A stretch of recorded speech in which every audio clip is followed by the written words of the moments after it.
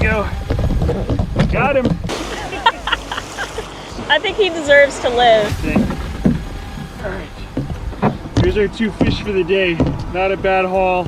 I fished the entire day with the tape measure on the bridge all the way out, and it's like right at that, or yeah. Above this tree. Yep. There's a 100-foot mark. Yep.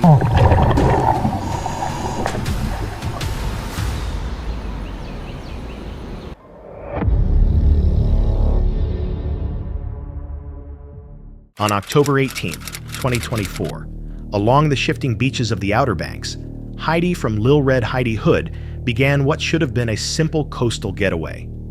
Her channel usually captures surf fishing, quiet mornings, and the small comforts of family trips. But this time, calm moments unraveled into a string of setbacks, some frustrating, some unexpected, turning an ordinary week into something far more uneasy. Good morning from the beach. We're gonna get a morning run done, starting the day off strong. Beautiful sunrise.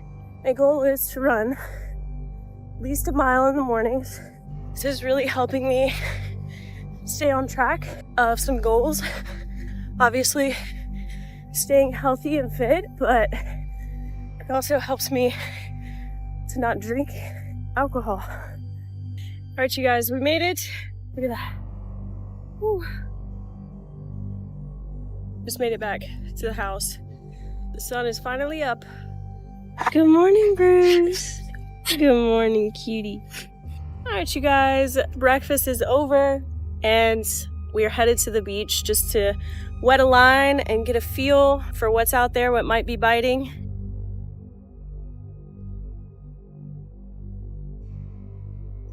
So you guys, sorry I didn't get any footage of fishing. The water was really beautiful, but there was so much grass, so much seaweed, so I'm gonna have to come up with a different plan.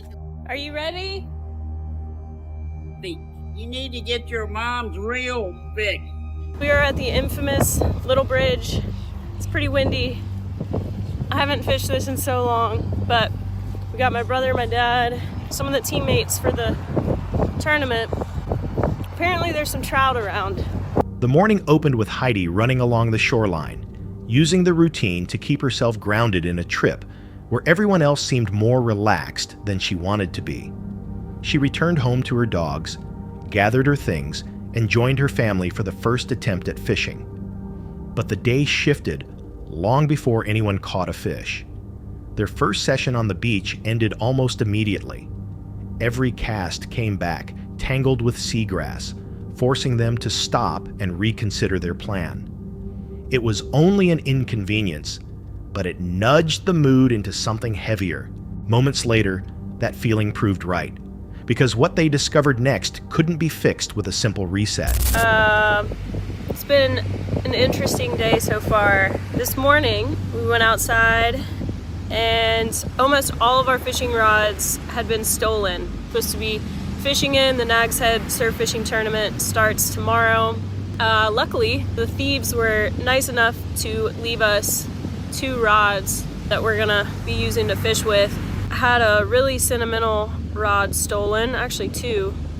One Andy had gotten me for Christmas. It was a new Daiwa back bay and a brand new Shimano Vanguard reel. And then I've had for years now a handmade heaver rod from Hand Tied Sticks down in Hatteras. Had a really nice pin fathom reel on it. We had probably a total of like 7 rods and reels stolen. So definitely lost some faith in humanity, but we're gonna push through and hopefully try to recover from that. So right now we are down on the beach trying to do a little surf fishing. It's gonna be really windy for the tournament, but we're gonna make the best of it. That same morning, they realized most of their rods had been stolen. 7 setups gone, including sentimental pieces Heidi had kept for years. Only 2 rods remained, left behind without explanation. The timing stung, especially with the Nag's Head tournament happening that week, yet they chose to keep fishing with what they had. Still, recovering the rhythm of the trip took more than patience. It is absolutely beautiful today, you guys. The wind has finally calmed down. The water is a lot calmer. Oh, it's cold. That looks awesome. All right, you guys. That's the rig. There's the rig. Here we go. Now it's time to send it, you guys. Got the rod holder and the rig. Camera's going in.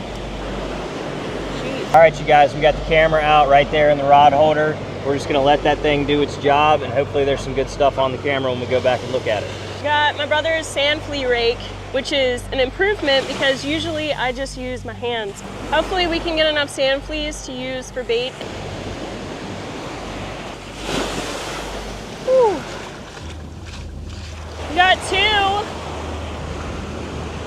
I only got 2 sand fleas out of 1 scoop, but shouldn't take more than a few minutes to get more than enough to use for bait. But I think this is what I'm primarily going to use because they're still alive and they're fresher than the shrimp that we have. I'm going to catch a bunch of these, and then I think Andy's going to try the cast net to cast net some of the bait that my brother was talking about. Mullet are swimming right along the shore today. Camera rig check. I'm going to throw these sand fleas straight on these hooks. There we go. Let's see if that makes a difference. Usually sand fleas work pretty good for bait, for sea mullet or puppy drum.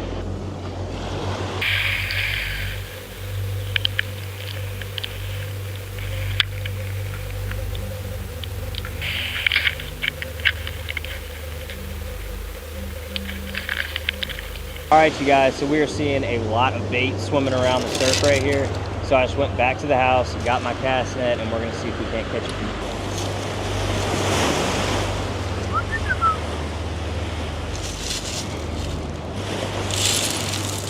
Look at that, you guys. Look at all those cobs. Look at that bite mark. Yeah. That's crazy. That's safe. Look at that perfect bite mark on this big mullet. I think he deserves to live. what is He's that been spot? absolutely slaying the fish. I told you guys, he's the only one that catches anything.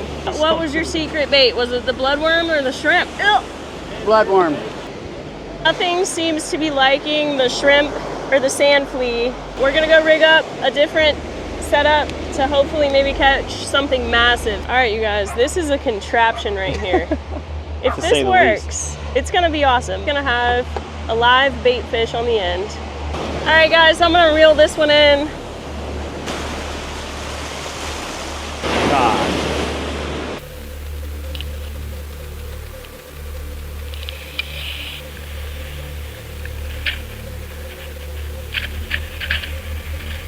All right, guys, Andy's about to throw the cast net again to hopefully get Bob some fresh mullet to use.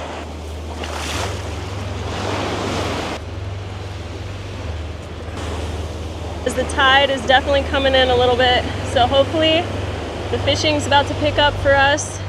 Oh, that's a fish. Dang! Oh. Dang it!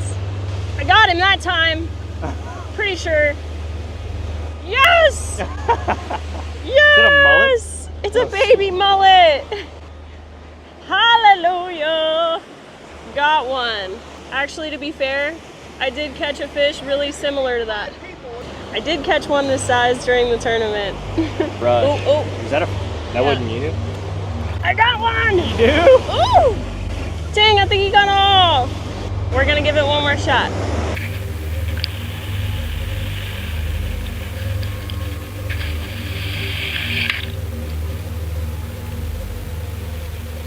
Yep. Chomped. I knew I felt a bite, you guys. This mullet head got chomped. Look at that. When the surf finally calmed, they returned for a lighter day. Her dad caught several spot. Andy cast netted a pile of mullet, some carrying clear bite marks they believed came from bluefish, and Heidi tested her underwater camera for the first time. Later, when they checked their rigged mullet, only the head remained. Whatever hit it had taken the rest clean off. They packed up afterward, accepting the mix of loss, effort, and small victories that shaped the entire trip. Viewers noted how easily a quiet fishing trip can turn unsettling when theft is involved, reminding others to stay cautious on open beaches. Some felt the damaged bait later in the day echoed the same theme, things slipping away before anyone notices. Was the string of setbacks just coincidence, or a reminder of how quickly control disappears near the shoreline? Out there, you rarely know what's coming until it's already happened. Posted on October 22, 2025, this offshore outing follows Adam from Die Hard Fishing, a channel centered on kayak fishing and everyday explorations along California's coastline. His goal was straightforward: paddle out, land 2 legal lingcod, and return before the morning slipped away. But beyond the Bay Area reefs, where scent, movement, and vibration travel farther than expected, what begins as a simple challenge can quickly shift into something far more unsettling. Good morning. Today we're doing some live bait fishing, and it's going to be a little bit of a challenge. I'm going to see how quickly I can get out there, catch a limit of lingcod, and come back right here on the beach. So right now it is 7:42. So let's start the timer, get out there, and go catch some fish. And just like that, we're underway. I'm marking so many salmon here. It's a shame that there's no salmon season currently, because I'm sure that they're here. We got some bait here. Out, hopefully. Yes, that's perfect. Maybe a little bit big, but that's okay. The fish that we're targeting will definitely eat this. All right, we're approaching the reef.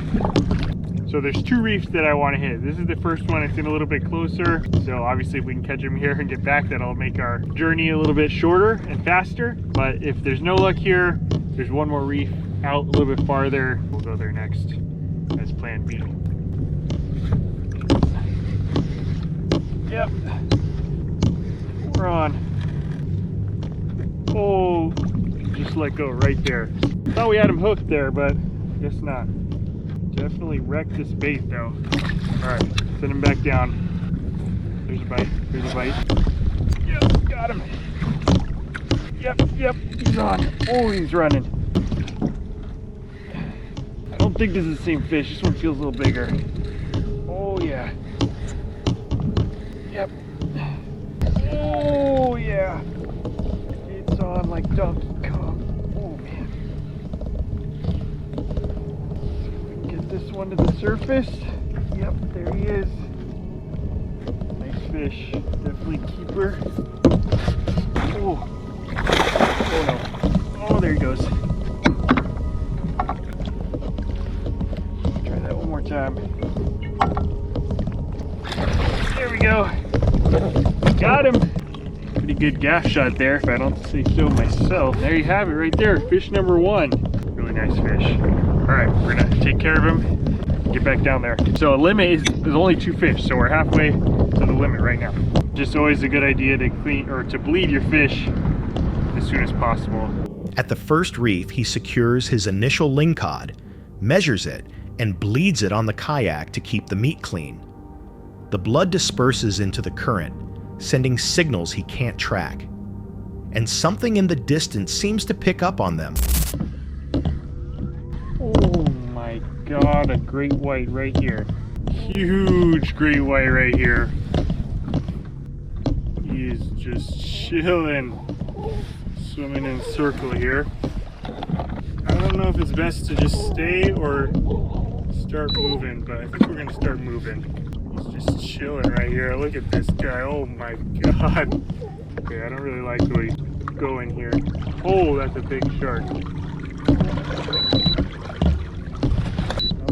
I'm gonna get out of here. Well, I'm not sure if he's following me. He was following me, not really aggressively, but he was behind me for a little while. I don't really want to stop to see if he's still there. Before I saw him, because he came from over here like this, and his fin was out of the water at that point. But there's some kayakers over here. I'm gonna go kind of give him a heads up. There's a shark out here. Thinking about it, that shark was probably drawn in because I was just bleeding that fish. I guess that's the downside to bleeding your fish out here. I don't think he's following me. Probably a little bit intimidated with the size, but that shark was definitely as big, if not bigger, than my kayak. I don't think we're gonna go back to that reef. Right away.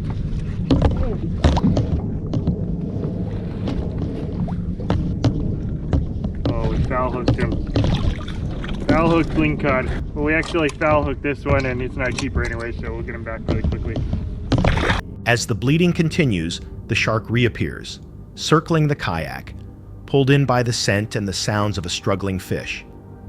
Adam chooses not to remain in the area, pushing away from the reef and heading toward nearby kayakers to alert them. But the morning still isn't finished, shifting under him. Farther from the encounter, he drops his line again, catching one undersized fish before hauling up a second lingcod large enough to count. It moves him closer to his goal, though not to any real sense of security. There he goes. Saw him for a second, and then he did not like the looks of the kayak, so he went straight back down. Here. Yep, there we go. That's a limit right there. 945. All right, well, pretty similar size to the first one. Definitely a nice keeper. I'm not sure if I'm gonna bleed this one. Oh, it's a half-inch shorter, 26 and a half on this one. But yeah, still a really nice fish. I guess we're gonna go ahead and bleed him. I'll just make it quick. I don't think we want to stick around with sharks in the water. Just heard a splash out there. I don't think it was a shark. All right, here's our 2 fish for the day. Not a bad haul. All that remains is leaving before anything else answers the signals drifting through the water. He processes the second fish quickly, finishes his challenge at 9:45 a.m., and prepares to head in, fully aware that the earlier encounter won't fade easily. There's nothing left to interpret, only the quiet that settles once predators slip out of view. Viewers emphasized how bleeding fish, erratic motion, and the tapping from his kayak created precisely the conditions large predators investigate. In that environment, the shark's return felt less like coincidence and more like an expected response to cues traveling through the water. If one great white surfaced, how many others stayed deeper, hidden beneath the morning haze? Out here, what appears at the surface may be only the start, and what stays below is often far closer than anyone realizes. On December 24th, 2021, Shane finally decided to sit down and tell the story his audience had been requesting. On his channel, Fishbrain Shane, normally centered on relaxed, no-drama bank fishing, he revisited years of harassment from a man named Roger, the repeated police responses, and the unanswered questions behind all 4 viral confrontations at a public fishing area beside a pedestrian bridge in Ramsey County up north. I'm doing a much anticipated video that I've been talking about for a while and that people have been asking about for a while. There are so many videos that feature one particular gentleman in a fishing spot calling the police on me and harassing me a whole bunch. His name is Roger. I've been through the ringer with this guy over the years, way before I ever filmed. So really, to go back and to tell you the backstory of this, I went to this spot for a couple of years and didn't have any trouble with the guy across the way. And I started wanting to fish closer to the bridge because there's a fast moving kind of, not waterfall, but kind of just a narrow area where the water goes through and it makes it go nice and fast and it oxygenates the water. And there's some deep holes over there, and that's where a lot of the nice big fish live. I would creep closer and I would try to stay what I determined to be about 100 feet away from the bridge. And I understand the reason why they have the 100-foot rule. The reason why they have the 100-foot rule is because it's a pedestrian walking bridge in a county park. And it is a good fishing spot. So people do fish there and they just want to keep the lures away from the bridge and away from people potentially walking across. I started creeping closer. A few years ago, Roger would start to come out and yell at me and harass me. And at first, I would just kind of walk away or I would ignore him completely. And then he started calling the police on me. Let's fast forward to that first video. Like I was saying, I knew that I was going there and I was going to be filming. I knew that Roger was going to come out and he was going to yell at me and I was going to stand my ground. Before I went there, I decided to grab the measuring device because I wanted to be able to prove to the officer and I had stepped this off many times, but I'd never measured it, that I figured that first sign that I show in the video is the 100-foot sign. I'm going to bring this tonight and you're going to see why. Super windy. What's that? You gotta go up there. The sign said 100 feet from the bridge. I'm over 100 feet. That sign there is 100 feet. Actually, that sign's 100 feet. I've measured it. Up there. Do you want to argue anymore? There's two signs that say 100 feet from the bridge. That is the official sign there. Not to me. What do I do about the other two signs that say 100 feet from the bridge when that's 100 feet, that sign? Just because you had them put that sign in doesn't mean anything to me. What's going through? You talking to me? Yep. Going great. How are you? Good. Well, I'm here because you're violating the fishing rules here. No, I'm not. You see that sign right there? I see the two by the bridge that say 100 feet from the bridge, and that sign right there is 100 feet. Okay. That sign right there says that way I'm on. Right, but that's over 200 feet from the bridge. So do I believe the two signs from the county, or do I believe that sign that that guy who harasses us had put in? What do you mean he had it put in? He's the one that had that put in. He's the one that petitioned the city council and the county and everybody to put that in. And I have a measuring device right in my thing right there that you and I can look at. And there's a sign out there by that bridge and a sign as you start on the trail that say 100 feet from the bridge. Okay. So we could walk that off if you'd like. I'm game for that if you don't mind. Yeah. Break from fishing. Not a Then problem. I'll see if the city can move that. So this is one of those deals you can walk and it measures it. Let's start from here and go. Oh, there's 100. Alrighty. So right at that tree, which is actually right where I'm fishing, is 100 feet. Alrighty. Shane explains that the situation began long before he ever filmed anything. After spending years fishing peacefully near the county bridge, problems started the moment he shifted closer to the 100-foot section, an area known for stronger current and deeper water. Roger appeared almost immediately, yelling and calling law enforcement even though Shane stayed within the posted legal distance. During the first recorded incident, Shane brought a measuring tool, and the responding officer confirmed the exact tree line marked the allowed area. But this was only the start. Even with clear verification, that boundary never seemed to matter. Stop harassing me and go away. I already told the cop the other night. He said I can fish here. Just go away. You're embarrassing yourself. You don't own over here. You own over there. Stay over there and stay to yourself. Just the other night, the cop told me the 100 feet is right here. I have a measuring device right here. Just save your breath. That's enough. So after that, he did call the police. I think you spoke with my partner last week, or? Yeah, hi, how you doing? I'm doing okay. Here's the little dealio that we got going on. So my partner, you guys measured out the 100 feet, yep. This is coming from Ramsey County that actually put the signs in, not us. They measure from a different spot, so where they measured from, the sign is correct. That's incorrect because there's two, well then there's still two signs that say 100 feet. And I've just measured off, I have the thing again, we can walk it off again, 100 feet. I'm not hurting them. He just comes down here and yells at me and I'm tired of it. And tonight I just didn't let him talk. Your partner told me that I could fish right here on camera last week. I get that. So that's what I'm doing. Listen to me, okay? You gotta let me talk. So per Ramsey County, Where do you have that in writing? When I see that in writing, because I have it in writing on those signs, 2 of them, actually 3. When I see that in writing, I'm happy to comply with it. If you can prove to me that that's over 100 feet and you have it in writing. I have rights. This is public property. I know there isn't. There isn't. And we've been trying to deal with them for quite some time. I mean, am I able to at Talk least to county. continue to fish here tonight since I was told that by the other officers? I will talk to Roger and see, and I'll try to keep him calm, okay? If he starts blowing up, there's not a whole lot I can do. But it's up to him if I get moved? I'm not saying that, okay?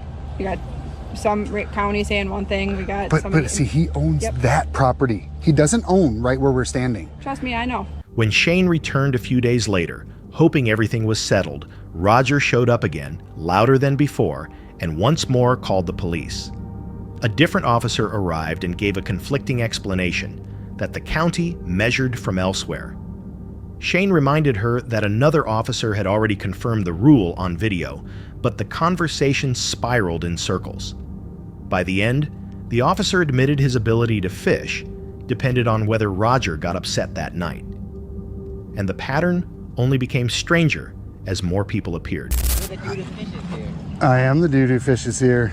Haven't you ever seen the video I have here where the cops come and I prove that you can fish here? The last time I talked to a cop here, she tried to tell me that Ramsey County measures from a different spot than the bridge. Police. Oh, really? I wonder why. The cops are here for real. Come on. Yep, it looks like one. There's one right there. Got one. Nice fish too. Not too bad for this little creek, that's for sure. No net today, guys. Who cares? Let him just sit there. Should I show him my fish? Here it is, buddy. This is why we're over here. What's up, buddy? Going good. I just read the report. Somebody talked to Ian a couple days ago and said, you know, the 100 feet wasn't where the sign was supposed to be. That's right. I had a walking tape measure, and because I know those guys are probably going to get upset, and we don't make any noise, we don't leave any trash or anything, and these are just kids. I'd much rather see him doing this. He's got a tape measure right here.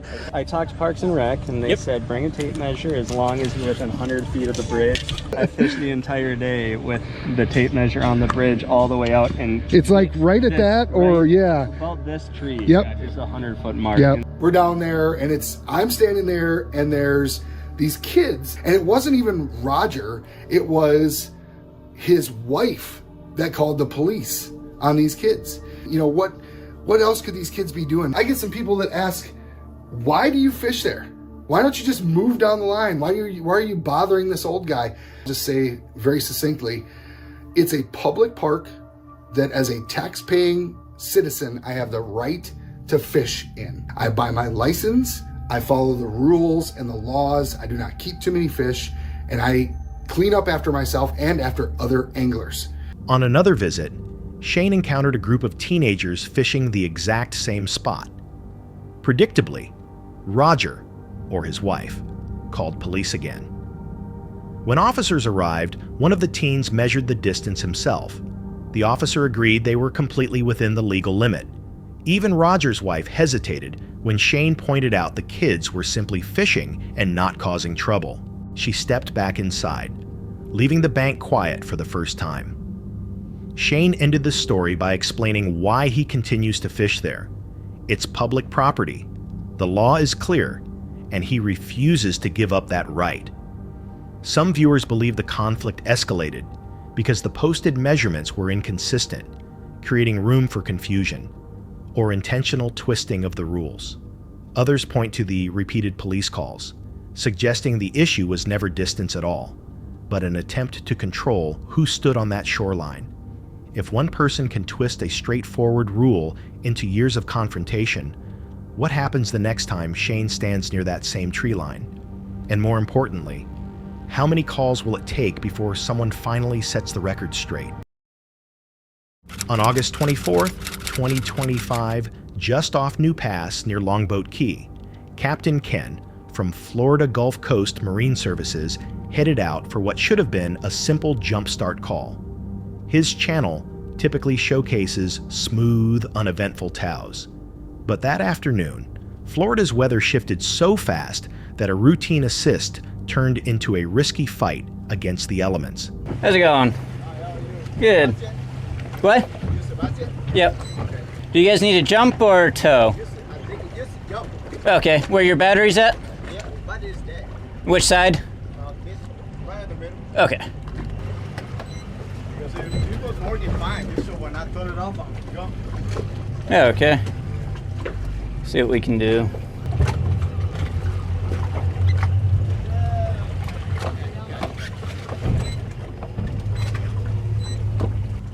Yeah, that's good.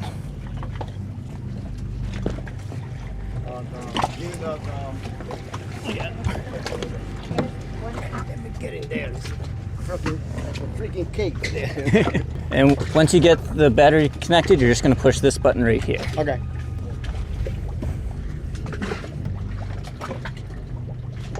Okay. 12.5. Hey, give it a shot. Let's see, if you use the trim, do you have power? Go up and down? Nothing. No. So it's not the battery, you think? No, I don't think it's the battery. No? No. If it was something with the battery, you wouldn't be able to lift the engine up and down. Okay, yep. Thanks.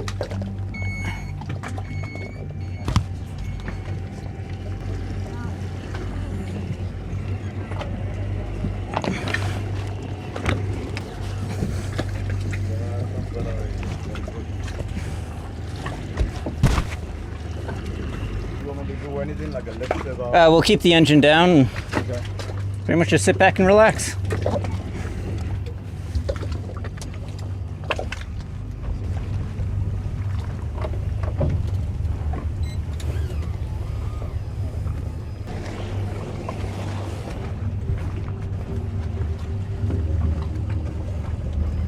Well, we're gonna try to get these guys into the dock before the storm that's chasing us gets here.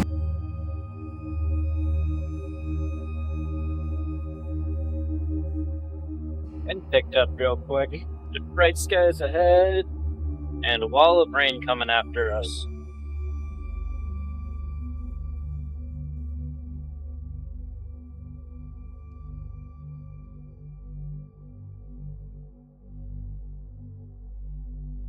Captain Ken pulls up to the stalled 18-foot Tahoe, expecting nothing beyond a quick engine boost before the approaching storm arrives.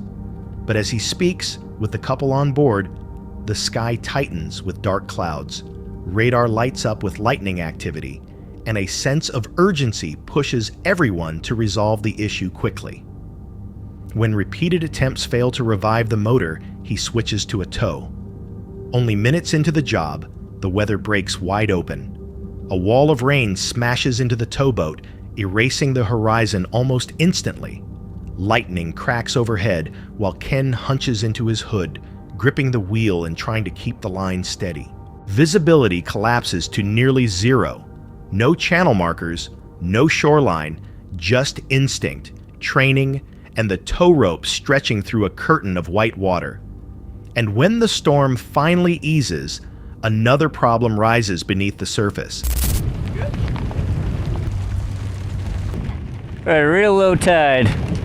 Oh, okay. You want me to help you with something? Nope, just stay there. I'll get you out.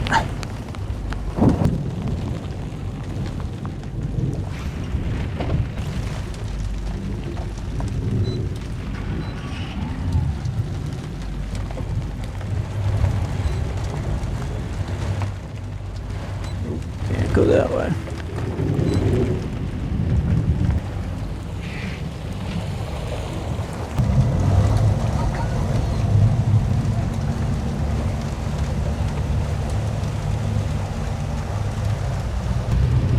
Come on.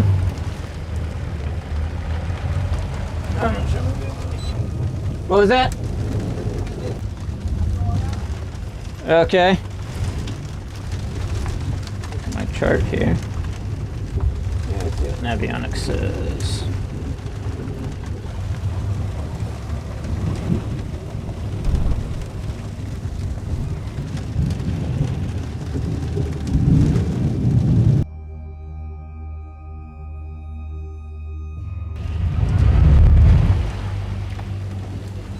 Well, that was a fun little adventure.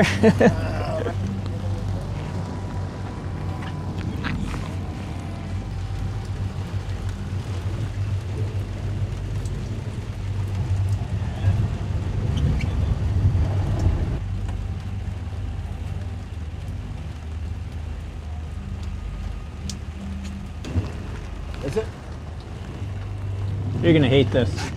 Oh, what? Your kill switch. I did. I tried different, but that's it. That's what you said? Yeah. I did. Yeah, the little piece that your floaty's attached to is supposed to be in there. Is it in wrong? Yeah, it's all the way up. Because usually this piece needs to be in there, but yeah. The throttle in neutral? The throttle? Move it, take it, put it all the way forward and then bring it back. That's your problem. What is it? Something on the engine's jammed, the shifter. So it's not recognizing it's in neutral. So something's jammed on the engine that's not letting it shift. It's got the neutral safety where you have to be in neutral to start it. So that's why we weren't getting anything out of it. In shallow water near Coquina, the towboat makes contact with the bottom. Sandbars shifting under the low tide, outdated chart readings, and the prop kicking up clouds of mud. After carefully working the boat free and guiding the Tahoe toward the ramp, Ken climbs aboard to secure the tow line and spots the real culprit. The kill switch lanyard sits loose on the deck. One small switch left off had shut the engine down completely, turning an easy fix into a storm-drenched rescue no one saw coming. Viewer reactions centered around a single point. How many breakdowns on the water begin with tiny oversights, kill switches, neutral positions, loose leads, before becoming dangerous when Florida weather shifts without warning? Out here, the smallest lapse can turn into a crisis in seconds. If one forgotten switch can trigger a full rescue in zero visibility, what other small details might fail when the sky turns violent? Share what you check first before launching your boat. On October 21st, 2022, along the canal running through Molenbeek and Brussels, the team from Pêcheurs de Trésor began another day of magnet fishing. Their channel is known for retrieving metal lost to old waterways, but in a neighborhood often spoken of with caution. Even the calm opening moments came with the quiet sense that the day's finds might be different. Nous sommes aujourd'hui entre Anderlecht et Molenbeek, dans l'un des quartiers les plus chauds de Bruxelles. Sous ce pont ont déjà été trouvées une dizaine d'armes à feu ainsi que de la cocaïne. Ah, pour la fondue. Pour fondue. Ah, fondue française, voilà, un pic à fondue. Oh, qu'est-ce que c'est ça? Oh, une pince. Sympa. Regardez, le classique, munitions calibre 12. Wow, munitions entières. Yeah. Ah, on va voir ce qu'il a attrapé. Oh! Ah, bike! Un vélo! It's... Électrique! Electric one!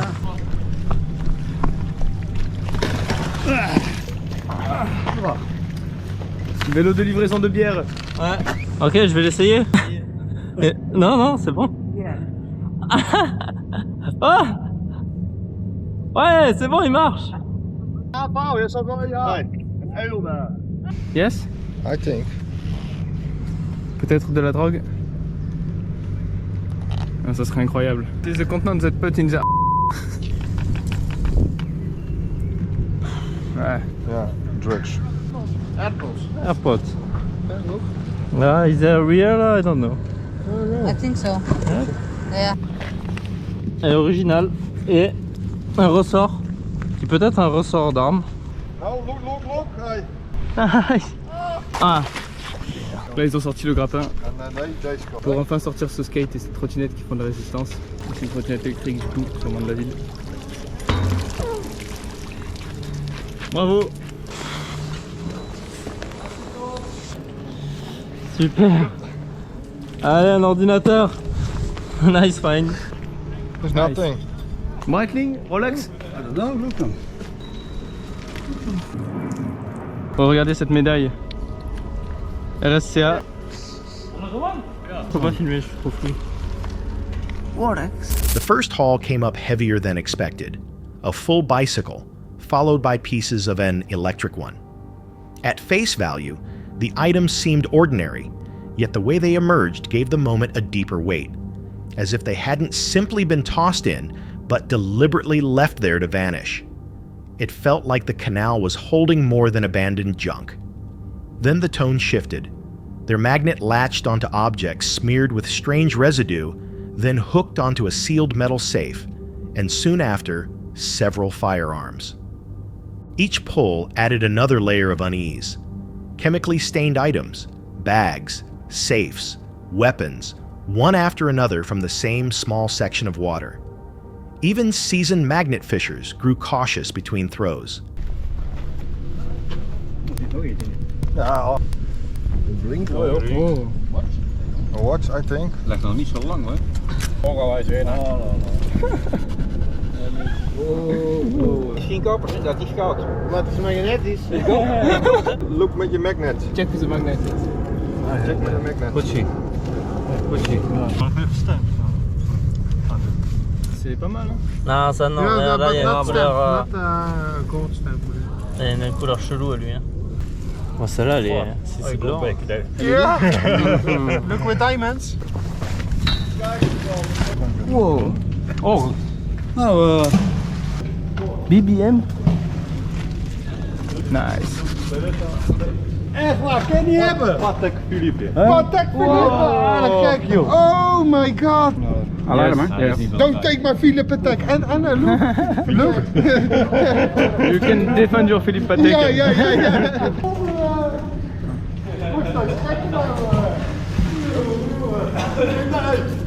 Nice. Ready, Anna. Philippe Patek. Great. It's an old one, man. Old, but look. Yes. And great condition on the man. Crazy. Yeah, nice. Yes. Oh, Fontaine. Nokia. And a watch. Non, c'est la sécurité. Ah, c'est sécurité. C'est groupe sécurité. Ah, c'est pas la police. Non, il vient de. Ah, j'ai eu peur. The guy from Security? yeah. He get a problem with it. You think we had to leave? Yeah, I think. À ce moment-là, le monsieur de la sécurité qui gère le petit port de péniche qui est à côté était vraiment pas content qu'on soit là. Stranger items surfaced next. A watch, a ring with blue stones, an old license plate, and even an antique firearm remarkably intact. And just as the collection turned from strange to unnerving, a security guard approached and promptly shut down the session.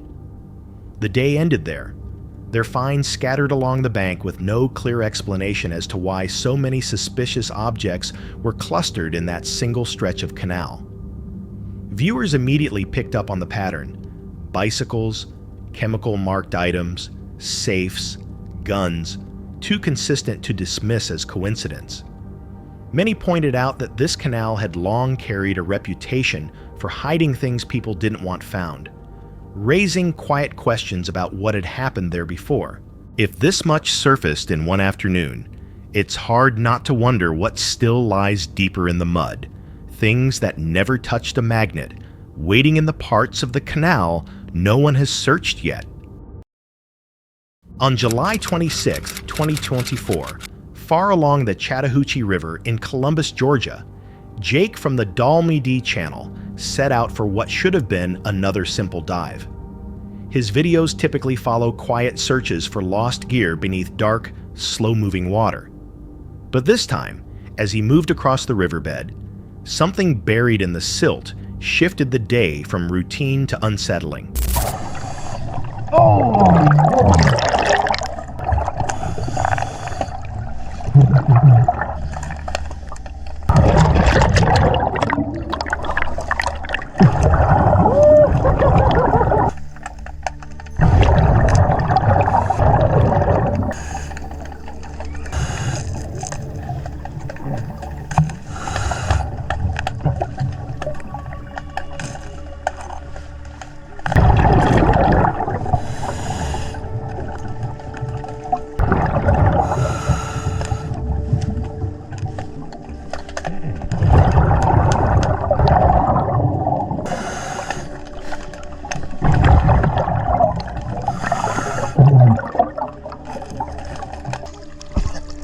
Oh my gosh, I have so many sinkers in here. We're gonna keep making our way downstream.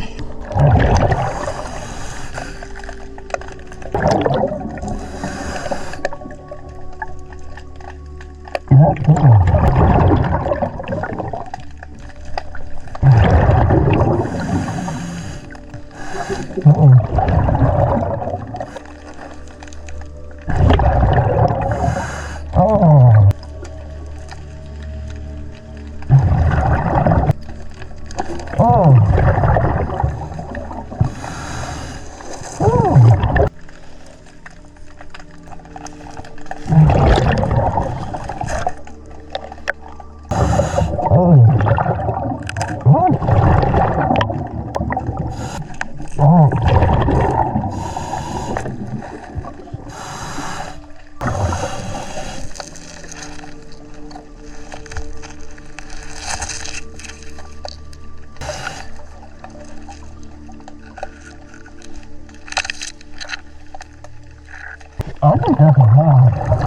Jake spent most of the morning picking up fishing weights, bits of metal, and the usual debris scattered along the bottom.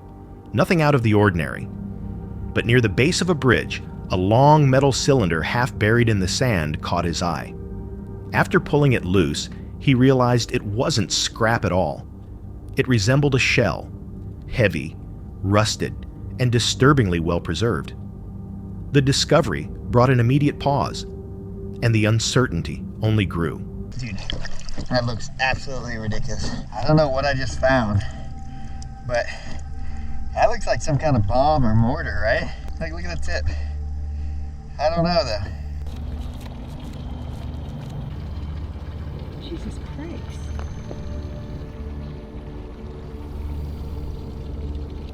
Now I'm gonna call the police. I'm sure they're gonna have bomb squad, maybe even the dive team come out. I do believe it is an unexploded, explosive, and I think there's 10 other ones right down there. I make YouTube videos where I go diving in the river. I've called a handful of times in the past about weapons and stuff. I believe I have potentially 10 explosive devices that I found underwater. The other 9 are underneath the water, and I would love to have an authority come out to take a look. So I don't know if it's a mortar, but if it is, it's just right down there on a little path. Got it away from everyone. He climbed onto the riverbank, keeping space between himself and people passing by. Setting the object down, Jake wasn't sure if it was still live, but he knew leaving it behind wasn't an option. He described what he had seen underwater, including nearly a dozen more shells lying just beneath the surface. Moments later, police reached the trail and listened as he pointed toward the bridge supports. Their reaction made it clear this was no minor find, and the situation was about to escalate fast.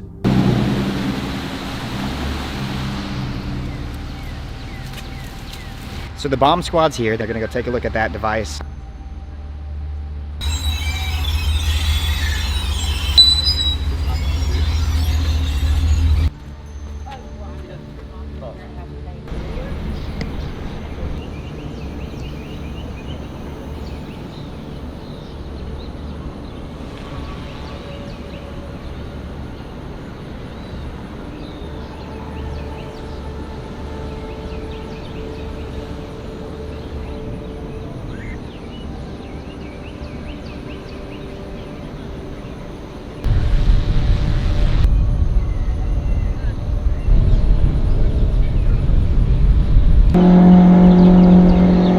The first one that I found, they did blow up on base, and then there's the other one that kind of looked like the first one. Soon after, the bomb squad arrived, roping off the walkway and clearing the area. Jake followed them back into the shallows, where the remaining rounds lay only a foot under the waterline. One by one, the team extracted the shells, placing them into specialized containers for transport. Jake later learned the first shell had been taken to a military base where it was safely detonated, confirming it was still live after decades underwater. With that, the day's peaceful dive ended on a far more serious note. Some viewers speculated the rounds were old artillery shells discarded long ago. Others questioned how such a stockpile could sit intact beneath a public bridge for so long, and many wondered how much danger the scene posed once the bomb squad became involved. If 11 shells were sitting just inches beneath a popular river path, how many more might still be hidden in waters people fish, swim, and dive in every day? And how long have they been waiting there without anyone knowing? That's it for tonight. Which moment creeped you out the most? Drop it in the comments. Have your own story? Share it with us, and stay tuned. The next one is even darker.